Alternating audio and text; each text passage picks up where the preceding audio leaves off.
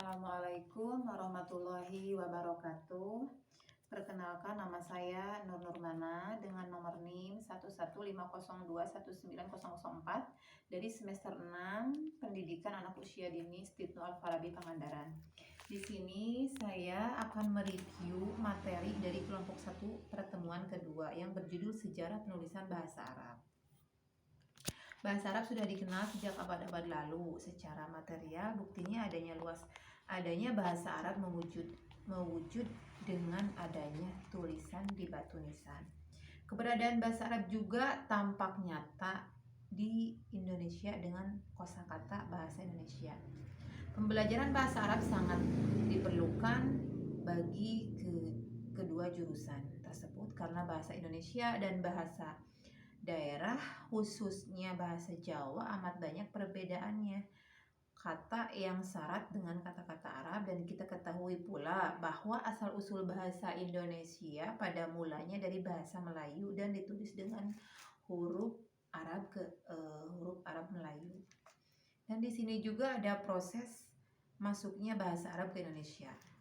Bahasa Arab datang bersama dengan datangnya Islam, di mana bahasa Arab menjadi kitab suci agama Islam dalam kurung Al-Quran. Di sini ada beberapa teori yang menonjol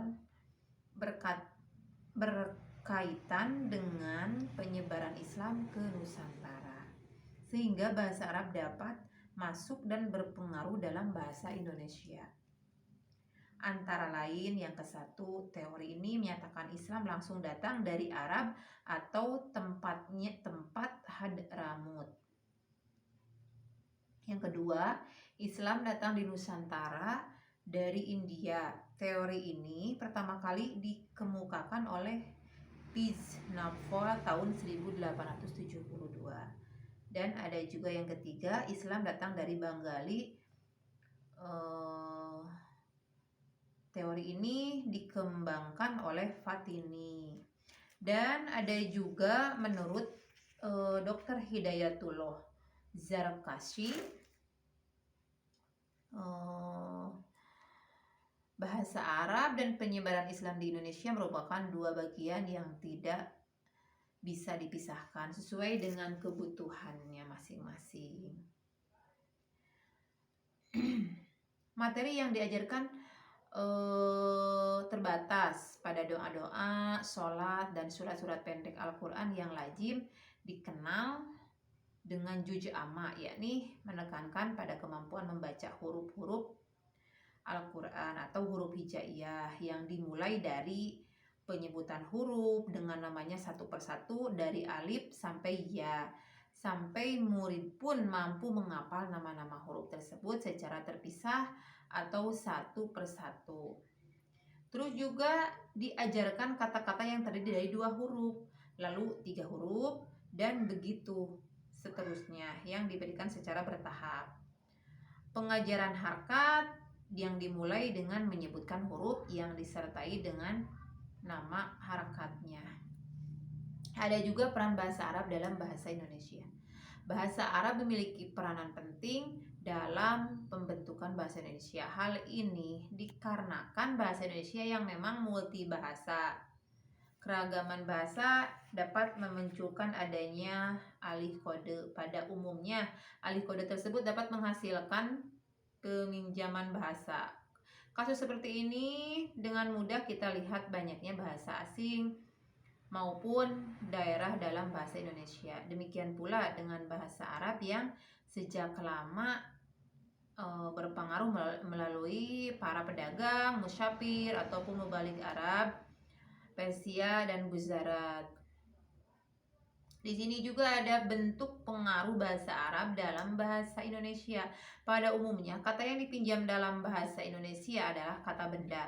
Menurut Amol, kata-kata Arab yang dalam bahasa Eropa pun kebanyakan berupa kata benda. Kata kerja yang masuk dalam bahasa Indonesia sangat sedikit, yaitu kata-kata yakni kutip, nukil, hafal, batal. Adapun kata benda yang kita pinjam itu berasal dari berbagai bentuk.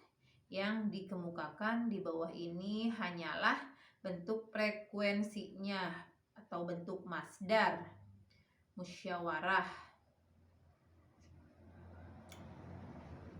Dan di sini juga terdapat beberapa variasi bahasa Arab.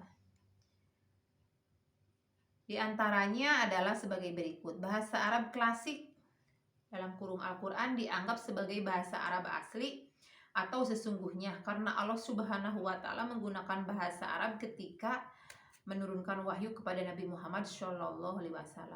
Dan ada juga bahasa Arab standar modern atau modern standar Arabik atau MSA, adalah bahasa Arab yang dipakai sebagai bahasa resmi negara-negara Arab sekarang, didasarkan kepada bahasa Arab klasik atau Al-Quran dengan sejumlah adaptasi dan pengembangan kosakata agar sesuai dengan perkembangan zaman.